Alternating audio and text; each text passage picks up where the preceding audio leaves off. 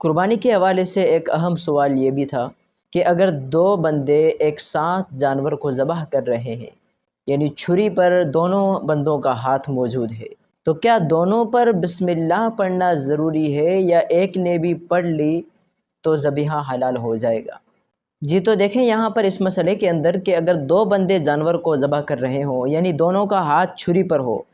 تو اس صورت میں حکم یہ ہے کہ دونوں بسم اللہ اللہ اکبر پڑھیں، یہ دونوں پر پڑھنا واجب ہے۔ لہٰذا اگر ایک نے تو بسم اللہ اللہ اکبر پڑھا اور دوسرے کا ہاتھ چھری پر تھا، اس نے نہ پڑھا، قصداً جان بوجھ کر جو ہے وہ چھوڑ دیا، تو اس صورت میں وہ جانور حلال نہیں ہوگا۔ اچھا ایک مسئلہ یہاں اور بھی سمجھتے چلیں کہ اب جیسے 6 افراد ہیں یا فرض کر لیں 5 افراد ہیں،